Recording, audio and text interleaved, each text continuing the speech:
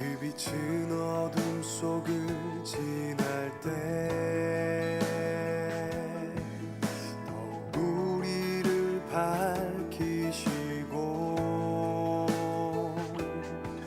세상을 살아갈 지혜와 용기를 주시고 흔들리는 걸음걸음 붙들어 주시네.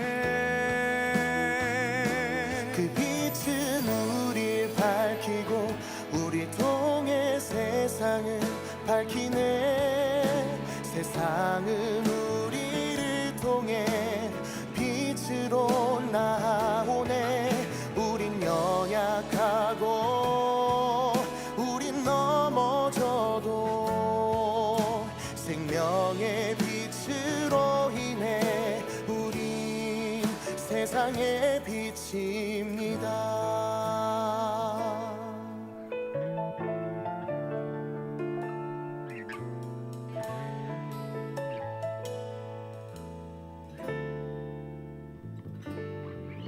우리 안에 한번 찾아오신 주님의 생명의 빛을 우리 모습 어떠해도 우리 형편 어떠해도 결코 우릴 떠나지 않죠. 그 빛은 어둠 속을 지날 때 더욱 우리를 밝히시고 세상을 살아갈 지혜와 용기를 주시고 흔들리는 걸음걸음 붙들어 주시네. 그 빛은 우릴 밝히고 우릴 통해 세상을 밝히네. 세상은 우리를 통해 빛으로 나오네. 우린 연약하고 우린 넘어져도 생명의 빛으로 인해 우리 세상의 빛입니다. 그 빛은 우릴 밝히고 우리 통해 세상을 밝히네. 세상은 우리를 통해 빛으로 나오네. 우린 연약하고 우린 넘어져도 생명의 빛으로 인해 우리 세상의 빛입니다. 어두운 세상을 밝히는 세상의 빛입니다.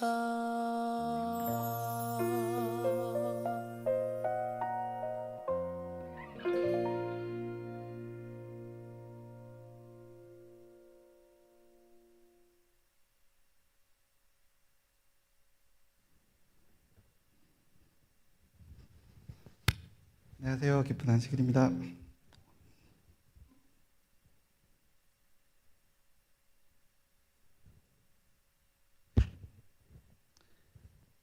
저는 오늘 세상의 빛이라는 제목으로 말씀을 준비를 했습니다. 그래서 세상의 빛이라는 찬양을 들려드렸는데요. 아름다운 찬양 너무 감사드립니다. 예. 예수님이 이렇게 올리죠. 너희는 세상의 빛이라라고 말씀하셨죠. 너희는 세상의 빛이 되라는 의미가 무엇일까 그런 생각을 해보게 되었어요. 우리가 스스로 빛을 낼 수 없지 않겠습니까? 여러분 다 아시는 내용이지만 빛 대신 예수님을 바라봄으로 그의 빛을 어두운 세상에 빛이라는 그런 비유의 말씀이시죠. 마치 이 달이 햇빛을 반사시켜서 우리에게 어두운 밤을 밝혀주듯이 이것을 생각하면서 그래서 하나님이 달을 만드셨나 이제 그런 생각을 해보게 되었어요. 근데 왜 예수님은 특별히 이 빛을 비유로서 우리에게 말씀을 하셨을까 이제 그런 생각을 하게 되었습니다. 왜냐하면 빛도 하나님이 만드신 창조물 중에 하나잖아요. 우리가 잘 알듯이 창조물을 통해서 하나님의 성품과 또 하나님의 신비를 깨달을 수 있지 않겠습니까? 그래서 이 빛이라는 것이 우리에게 어떤 교훈을 줄까? 이 창조물이라는 어떤 그런 개념에서의 빛, 이 실질적인 그런 빛에 대해서 좀 생각을 해서 거기서 교훈을 얻어보려고 오늘 말씀을 준비를 했습니다. 먼저 이 과학 시간에 다 배우셨을 텐데 그 빛이라는 개념을 잠깐 한번 살펴보면은 이 파장에 따라서 빛의 종류가 여러 가지가 이렇게 있는데요. 감마선, 자외선, 적외선 이렇게 쭉 있는데 우리가 볼 수 있는 빛은 가시광선뿐이죠. 그래서 저는 이제 가시광선의 빛을 말씀을 드리려고 해요. 근데 왜 이 빛이 빨주, 노초, 파남보 이렇게 무지개 빛으로 우리에게 보여지는 걸까요?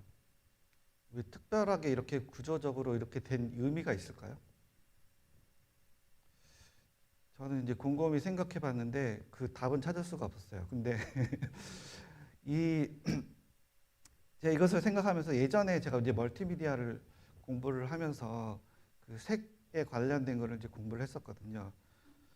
그래서 이제 그 색깔에 대해서 좀 이제 생각을 해보게 되었어요. 그 색에는 원색이라는 개념이 있습니다. 원색이 뭔지 아세요? 아무도 모르시는.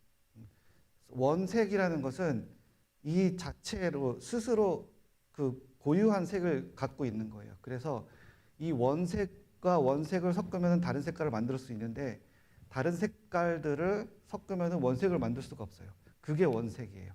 그런 원색이 3개가 있습니다. 3원색.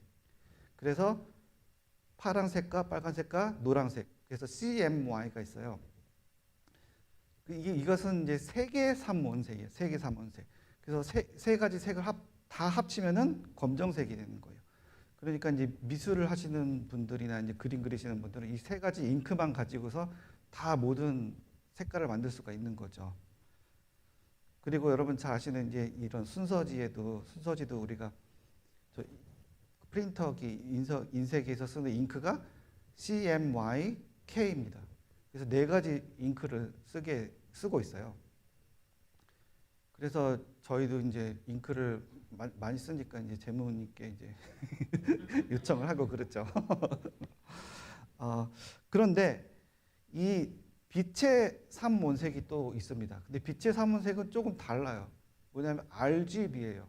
그래서 빨간색과 녹색과 파란색입니다. RGB. 그리고 또 특이한 게 이 RGB 빨간색과 파란색과 녹색을 섞으면은 흰색의 빛이 나오는 거예요. 되게 신기하지 않습니까? 보시는 이 TV나 모니터 이런 핸드폰 이게 다 RGB로 되는 거예요. 그래서 RGB 그 번호가 255인데요. R255, 파랑 255, 녹색 255 하면 흰색이 나오는 거예요. 그래서 이렇게 이 모든 빛은 파란색과 빨간색과 초록색으로 구성이 되어 있다라는 것을 생각을 하면서 그러면은 이거 하나님이 이렇게 빛을 만드셨으니까 이게 어떤 의미가 있을까라고 제 나름대로 해석을 한 내용을 이제 여러분들께 말씀을 드리겠습니다. 먼저 이제 빨간색은 성경에서 어떤 색으로 나타날까? 이제 보니까 붉은색, 홍보석색, 벽옥색 이렇게 등장을 하는데요. 그 의미를 이제 막 찾아보니까 희생, 피, 사랑, 열정, 죄, 심판, 고난 이런 의미로 이렇게 성경에 나타나는 거예요. 그래서 보면은 죄가 주홍 같을지라도 이러면서 또 진홍같이 붉을지라도 너희 죄가 이렇게 이야기를 하시죠. 그래서 죄를 상징하는 그런 색깔도 등장을 하고 또 그 죄를 대신해서 십자가에 달려 돌아가신 예수님의 피를 상징하는 그런 색깔도 또 상징적으로 나오죠. 그리고 또 그 성소에서 예수님의 구속을 상징하는 그 희막, 또 예수님의 그런 그 구속 사업을 상징하는 그런 의미로 또 등장을 하죠. 그리고 계시록에 보면은 요한이 예수님의 예수님의 모습을, 보좌에 앉으신 모습을 보는데 거기에 이제 벽옥과 홍보석 같고 이러한 내용이 등장을 합니다. 벽옥과 홍보석도 붉은색이죠. 그래서 저는 저 나름대로 이제 붉은색은 예수 그리스도의 십자가와 속죄의 피라고 저희 나름대로 이제 정의를 내려 보았습니다. 그러면 이제 녹색은 어떤 의미가 나타날까? 이제 초록색, 녹보석색 이런 색으로 등장을 하는데 이제 찾아보면 생명, 성장, 풍요, 소망, 희망, 영원한 생명 이런 의미로서 성경이 등장을 해요. 근데 푸른색이 제일 처음에 등장하는 게 창세기에 등장을 합니다. 하나님이 모든 만물을 창조하시고 풀을 모든 생명체와 사람들에게 먹을거리로 주셨잖아요. 그러니까 아담과 하와는 푸른색 하면은 무엇을 생각했을까요? 음식이죠. 푸른색은 음식이에요. 그 생명과 관련된 자기 양식으로 생각을 할 수 있었겠죠. 이 푸른색이. 그리고 다윗이 시에서 그가 나를 푸른 풀밭에 누이시며 쉴만한 물가로 인도하시는도다 이렇게 하셔서 푸른 풀밭, 여기서 푸른 풀밭 하면 우리를 쉬게 할 수 있는 그런 휴식처, 그런 한 의미로도 또 푸른색이 등장을 하죠.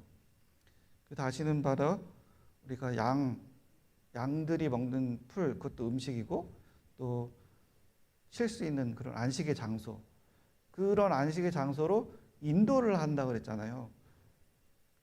그런 의미로서 또 성령이 오시면 모든 진리 가운데로 인도하시리니, 저는 이 성경절이 매치가 되더라고요. 그리고 또 이제 잠언에 푸른 잎사귀 같은 것이 이제 의인과 또 축복과 번성, 뭐 열매 이런 식으로 이제 표현을 하는 그런 내용을 보게 되었습니다. 또 계시록에 예수님의 모습 주위에 무지개가 있고 그 무지개가 고자가 둘려 있는데 그 모양이 녹보석 같더라 이렇게 표현을 하셨거든요. 그래서 녹색하면은 성령의 역사와 새로운 삶이라고 저는 정의를 내린 것이 아니고요. 이러한 뜻으로 생각을 해볼 수 있겠다라고 이제 저는 생각을 해봤습니다. 그리고 파란색 하면은 푸른색, 청색, 남보석색 이렇게 나오는데 하늘, 진리, 생명, 신성, 거룩함 이런 뜻으로 하죠. 근데 파란색 하면 제일 먼저 생각나는 것이 하늘이죠. 하늘색. 그리고 또 제사장이 입은 옷이 청색이었습니다. 그 에봇 위에 걸친 그 겉옷이 전부 파란색이었어요. 그 파란색의 의미가 이제 하나님의 보좌와 관련된 어떤 그런 의미였죠. 그리고 출애굽기에 보면은 하나님을 보니 그 발 아래 청옥을 편 듯하고 하늘같이 청명하더라라는 그러한 또 표현이 나옵니다. 그래서 파란색 하면은 하나님의 임재와 영원한 생명 이런 식으로 저는 생각을 해보았어요. 그래서 이 빨간색과 녹색과 파란색 이게 다 합쳐져서 흰 빛이 발산되는 것처럼 이 삼위일체 우리 하나님의 모습을 묘사한 것이 아닐까 저는 그런 생각을 해봤습니다. 그리고 흰 빛은 의와 진리와 거룩하신 그런 하나님의 섭리를 생각하게 하는 그러한 빛이 아닐까라고 생각을 해봤는데요. 이 빛에 대해서 일가견이 있었던 제자가 있었죠. 요한이 이런 말씀을 하셨죠. 그 안에 생명이 있었으니 이 생명은 사람들의 빛이라. 빛이 어둠에 비치되 어둠이 깨닫지 못하더라. 요즘 아까 그 집사님께서도 이제 기도를 하셨는데 요즘 세상을 보면 정말 어두워지는 그런 느낌을 받습니다. 정말 얼마 전에 바로 우리 샬롯 이 지역에서 기차에서 묻지마 살인인가요? 그런 사건이 있었고 또 아까 얘기하신 그 유타 거기서도 총격 사망하는 이런 거를 보면 정말 끊임없이 뉴스가 나오는 걸 보면 이 세상이 너무 어두운 것 같습니다. 이런 어두운 세상에 살아가는 사람들을 묘사한 애니메이션이 있어서 제가 가지고 왔는데요. 이 사람들이 빛을 보지 못하고 엉뚱한 빛을 보면서 살아가는 거예요.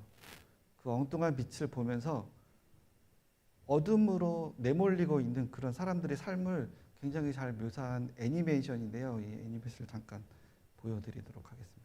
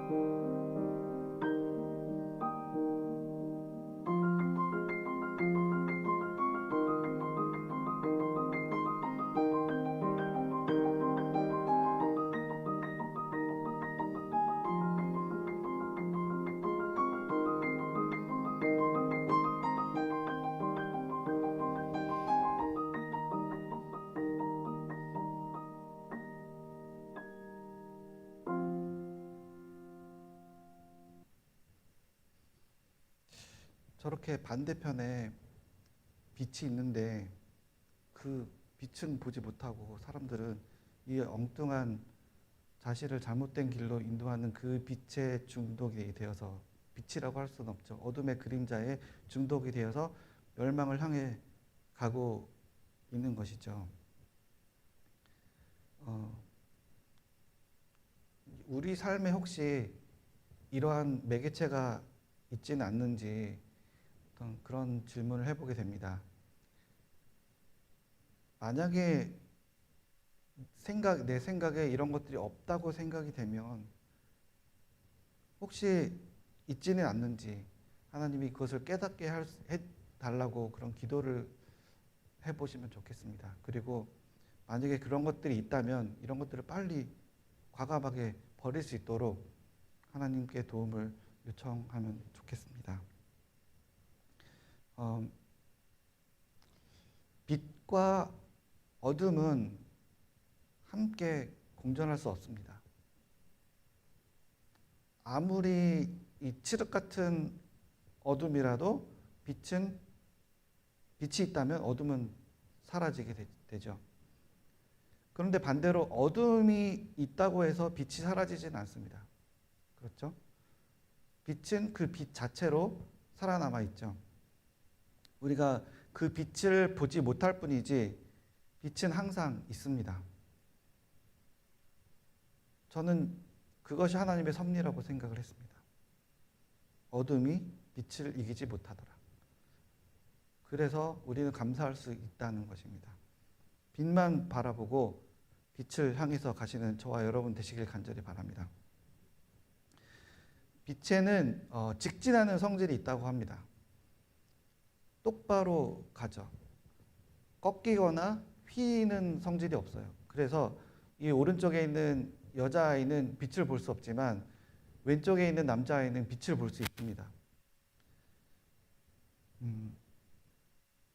우리가 예수님을 똑바로 본다면 그 빛을 볼 수 있지만 잘못된 생각과 잘못된 마음으로 예수님을 본다면 그 빛을 볼 수 없다라는 얘기가 되겠습니다. 정로의 계단을 보면 그 하나님의 빛을 제대로 보지 못하게 하는 요소에 대해서 설명을 해주셨어요. 여러 가지가 있겠지만 그 중에 이제 불의와 실망, 비탄, 낙담 이런 것들이 이제 우리 마음 속에 자리 잡아서 그런 것들이 이제 우리를 부정적이고 비판적으로 만들게 되는 것이죠. 그래서 빛을 보지 못하고 우리 마음에 흑암으로 가득 차게 되는. 그런데 거기서 그치는 게 아니고요.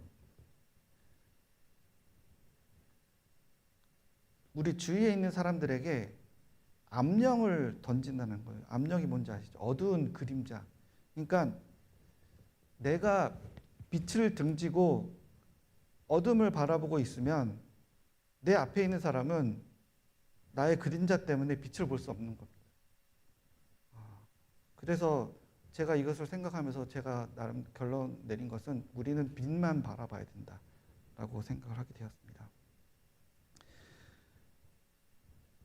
빛을 바라보는 사람은 이런 특징이 나타난다고 합니다. 하나님과 사귐이 있고 진리를 깨닫고 그것을 행하며 그리고 형제들과 사귄다라는 그런 결론을 얻게 되었어요. 그리고 우리가 빛을 본 사람은 사랑을 나눠주고 사랑하지 않는 자는 어둠에 있는 자, 그런 결론을 갖게 되는데요. 그래서 빛 가운데서 언제나 사랑하며 거하는 사랑을 베푸는 그런 저와 여러분 되시길 간절히 바랍니다. 빛에는 반사하는 성질이 있다고 합니다. 어떤 물질은 빛을 흡수하고 어떤 물질은 빛을 투과하고 어떤 물질은 빛을 반사하는데 이 어떤 물질이 빛을 제일 잘 반사할 수 있을까요? 거울입니다.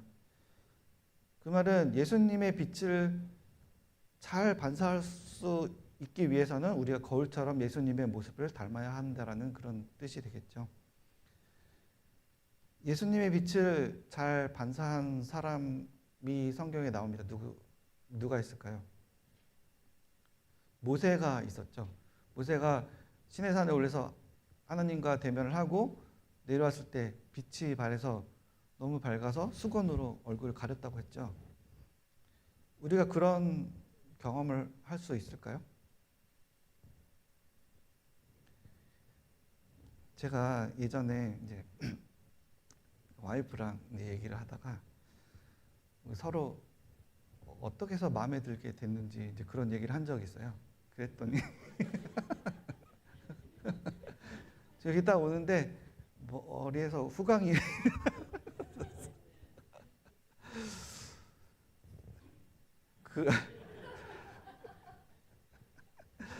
그런데 예수님의 빛은 그런 빛이 아니죠.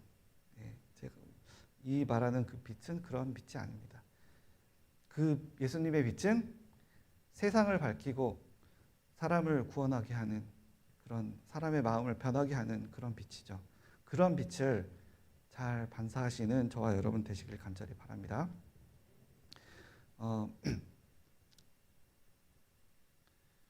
너희는 세상의 빛이라 산 위에 있는 동네가 숨기지 못할 것이요.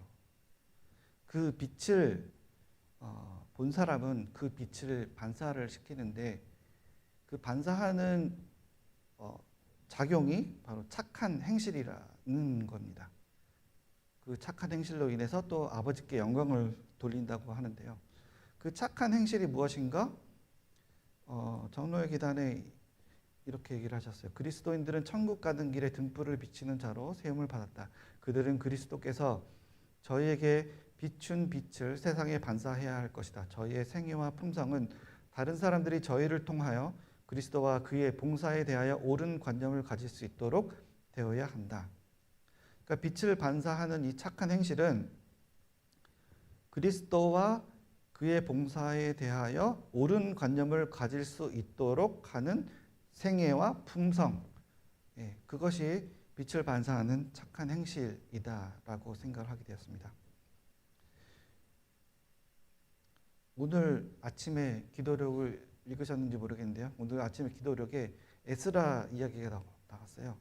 에스라가 아닥사스 왕에게 가가지고 자신이 예루살렘으로 돌아가서 성경 연구를 향한 관심을 다시 일으키고 형제들을 도와 더 거룩한 도성을 복구하고 싶다고 말하는 그러한 행동이 있기 위해서는 빛을 봐야 되겠죠. 빛을 봤기 때문에 에스라가 그런 행동을 보일 수 있었던 건 아니겠습니까?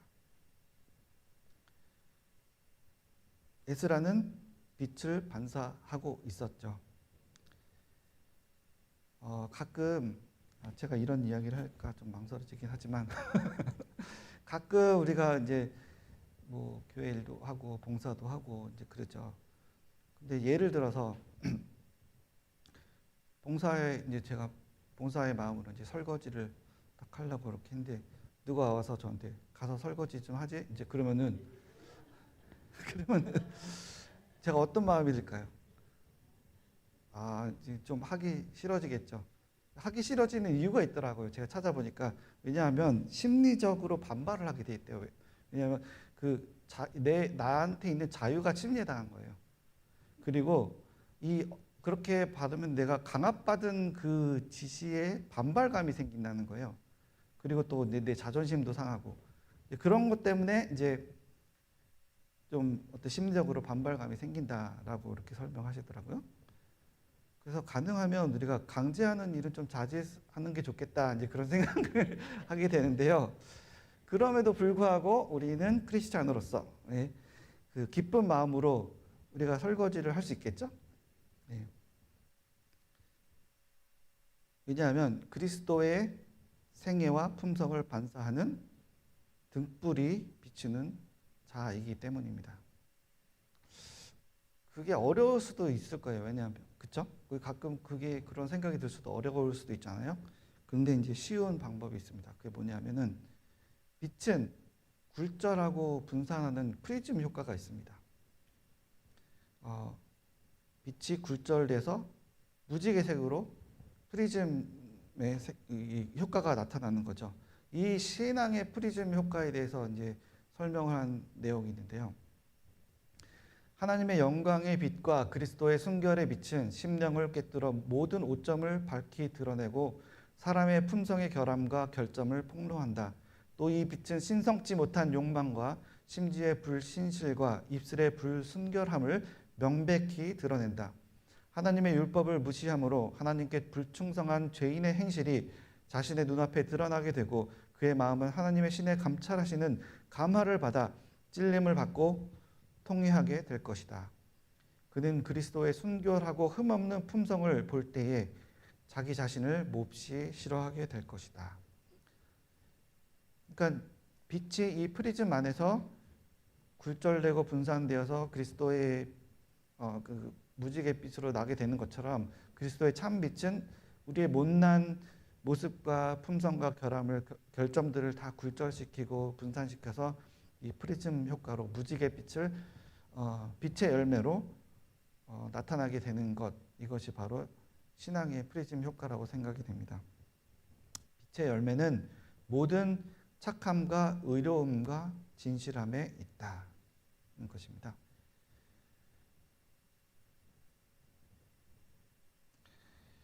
빛의 열매는 성령의 열매입니다. 그렇죠? 사랑과 희락과 화평, 오래 참음, 자비, 양성, 충성, 온유, 절제, 이런 것들이 빛의 열매로 나타날 수 있는 것입니다.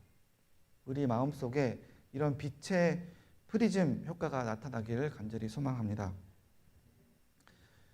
우리에게 나타나신 그리스도의 사랑은 우리로 하여금 그리스도를 알지 못하는 모든 자에게 빚진 자가 되게 한다. 하나님께서 우리에게 빛을 주신 것은 다만 우리 자신만을 위하여 주신 것이 아니요 저들에게도 비추기 위하여 주신 것이다.